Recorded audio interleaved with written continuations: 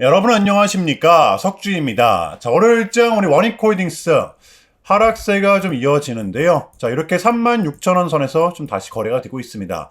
자, 오늘 장 같은 경우에는 더더욱더 좀 아쉬울 수밖에 없는 게 이 코스닥에 좀 강한 반등이 나왔음에도 불구하고 영 좀 힘을 좀 못 내고 있어요. 자, 그렇지만 이게 끝났다라고 단정 지을 수 있는 부분은 아니죠. 왜? 아직 60일선이 밑에 받쳐주고 있기 때문에 제가 특히나 이번 주 같은 경우에는 이 반등과 동시에 좀 어마어마한 변동성이 좀 나올 것이라고 말씀을 드렸었잖아요. 분위기는 절대로 나쁘지 않습니다. 일단은 이 코스닥이 살아 있어야겠죠. 금요일에 나스닥은 강한 반등이 좀 나왔었습니다. 말도 많고 탈도 많고 요 인공지능 서버 지출 비용에 대해서 젠스낭은 자신있게 이야기를 했죠. 이것은 성과의 창출 단계이고 여전히 AI에 대한 수요는 높다. 이러한 현상은 약 7, 8년간은 지속될 것이다. 나스닥은 급등을 했던 것인데요. 자, 그렇다면 이러한 부분들을 우리 원익홀딩스에 대입을 시켰을 때, 자, 우리가 기다렸던 구간 왔을 때는 확실하게 잡아내고 버텨내는 거죠. 자, 지금 보시면 1월달, 12월달, 11월달 우리가 이러한 상황을 결코 처음 맞닥뜨리는 게 아니잖아요. 다만 우리 국장 원익홀딩스도 마찬가지입니다. 자, 그동안 쉼없이 좀 올라왔었기 때문에 차익 실현 매물이 어느 정도는 있을 수밖에 없습니다. 자, 이러한 부분들을 감내한다고 하더라도 지금 고통스러울 수밖에 없죠. 그럴 수밖에 없어요. 자, 그럼에도 불구하고 우리는 지금 견뎌내야 하는 이유, 어쩔 수 없이 빠지고 있는데 원익홀딩스의 펀더멘탈이 지금 바뀌었나요? 아니면 지금 원익홀딩스를 대체할 수 있는 기업들이 있던가요? 없죠. 우리가 정말 이 원익홀딩스의 상승을 바라보고 있다면 고통을 감내해서라도 지금의 구간은 무조건적으로 견뎌내야 한다라는 겁니다. 아시겠죠? 이거는 기업의 불확실성 요소로 떨어지는 게 아니잖아요. 같이 이겨내야 되는 거고 제발 여러분들 털리지 마시길 바랍니다. 자, 우리가 공포감에 떨 수밖에 없는 이유, 오늘 같은 장이, 아니 최근의 흐름 모두 다 해당이 될 것 같아요. 잠잠하나 싶었는데 개인들의 실용 물량이 또 이렇게 극에 달하고 있어요. 자, 그런데 세력들은 이러한 부분들을 누구보다 잘 알고 있기 때문에 놓칠 수가 없죠. 어차피 따고 갚으면 돼. 이틀만 빌리면 돼. 굉장히 자극적인 타이틀로 우리 개미들을 꼬셔내고 있단 말이에요. 이거 다 홍보하는 겁니다. 우리 국장 사라고. 자, 개인들이 많이 들어오면 들어올수록 또 레버리지를 많이 땡기면 땡길수록 세력들은 더더욱더 움직일 수밖에 없죠. 왜? 이 대세장 본인들이 올려주는데 개인들이 위에서 팔고 나가면 개인들만 이긴 거잖아요. 그쵸? 자, 그러니까 이 반대 매매가 나갈 수밖에 없는 걸 완벽하게 이용을 하고 있다는 겁니다. 자, 근래에 우리가 경험했던 이러한 변동성, 오늘 장도 마찬가지고요. 일종의 악재 뉴스를 이용한 이 세력들의 물량 정리, 우리한테 공포감을 심어주기에 충분하다는 겁니다. 자, 지금 보시면 직전의 고점 부근에서 정확하게 주가가 형성되어 있는데요. 자, 우리의 완벽한 대응 구간입니다. 반등이 나올 수 있는 구간도 여러분들 맞거든요. 자, 그렇다면 우리 원익홀딩스의 단기 대응 전략입니다. 자, 우리가 좀 바라봐야 되면 어디까지 바라봐야 되고 또 주워 담아야 되면 어디서 담아야 되는 건지 이 디테일한 단기 대응 전략 공유해보는 시간 가져보도록 하겠습니다. 자, 본격적인 영상 시작 전에 자, 현 시점 우리에게 가장 중요한 게 뭡니까, 여러분들? 단연코 우리가 돈을 벌어가는 게 현 시점 가장 중요한 거잖아요.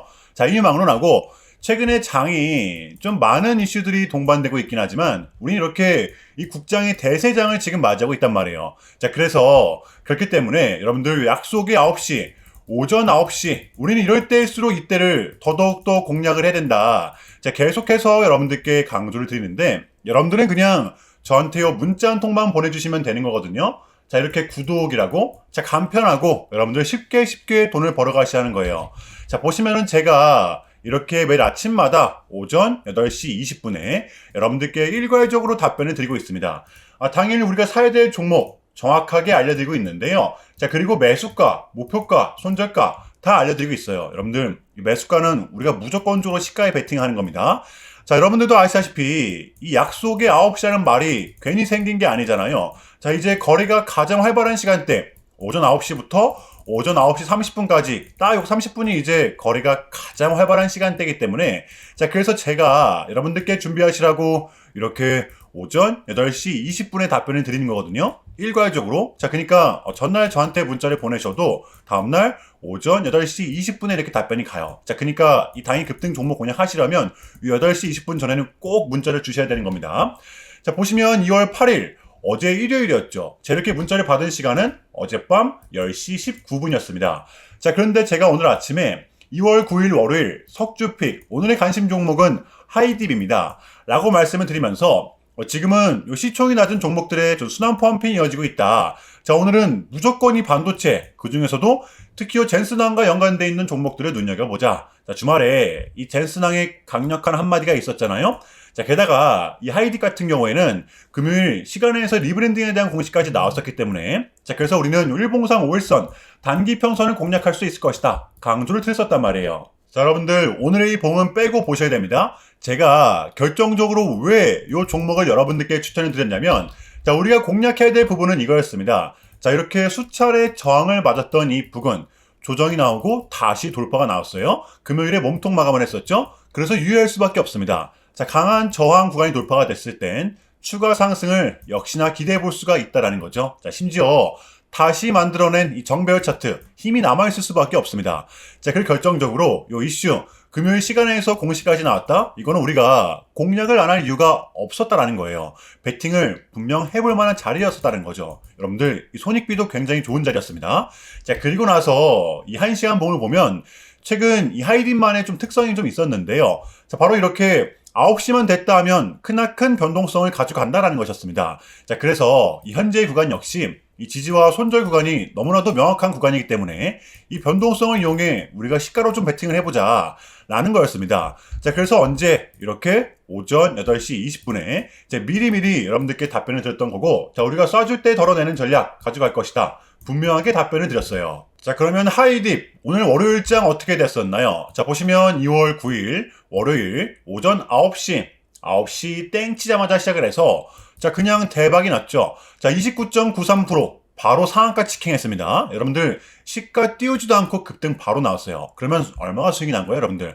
러프하게 잡아도 최소 27, 8%는 넘습니다. 자, 이렇게 미친 대상승이 나와 주었었다라는 거고요. 단 하루 만에, 그것도 고작 몇 분 만에 여러분들 이러한 수익을 챙겨갈 수가 있었다는 거고, 여러분들 내일 화요일장도 기대하셔도 좋습니다. 제가 매일같이 여러분들께 이렇게 알려드리고 있기 때문에 제발 요 기회 잡으시길 바랄게요. 여러분들 이보다 더 간편할 수는 없습니다. 여러분들은 그냥 요 오전 8시 20분에만 제 문자 답변을 확인하시면 돼요. 자, 그만큼 여러분들 쉽게 돈 벌어가시자는 거고, 제가 이렇게까지 말씀을 드려도 의심하시는 분들이 분명 계실 거란 말이죠. 자, 그러면 요 문자를 한번 받아보시고 결과를 한번 보세요. 자, 우리가 하루 이틀 늦게 매매를 한다라고 해서 달라질 건 없기 때문에 제가 매일같이 여러분들께 이렇게 알려드리고 있잖아요. 속는 셈 치고 확인 한번 해보시라는 겁니다. 자, 아시겠죠? 제발 놓치지 마세요. 자, 우리 여러분들 나도 한번 경험해보고 싶다, 요 확인 한번 해봐야겠다 하시는 분들은요, 요 밑에 제 개인 번호입니다, 여러분들.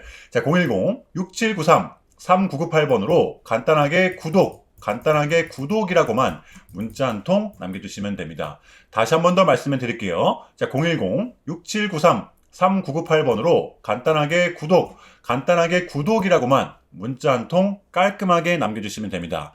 당연히 전부 다 무료로 진행을 하고 있고요. 이거 혹시 문자 보내면 뭐 광고 문자 같은 거 오는 거 아니냐, 또는 뭐 전화 오는 거 아니냐, 여러분들 이런 거 일체 없기 때문에요. 약속 드리겠습니다. 여러분들 구독 문자 한 통 보내주시고 부자 되시길 바랄게요. 자, 아시겠죠? 자, 우리 원익홀딩스의 공략 포인트입니다. 제가 이제 요 구간이 우리의 분할 매수 구간이라고 좀 말씀을 드렸었잖아요. 최하단까지 지금 왔습니다. 어차피 우리는 지금 상승을 바라보고 있기 때문에 베팅을 할 수밖에 없어요. 여러분들 지금의 구간은 우리의 매수 포인트가 맞아요.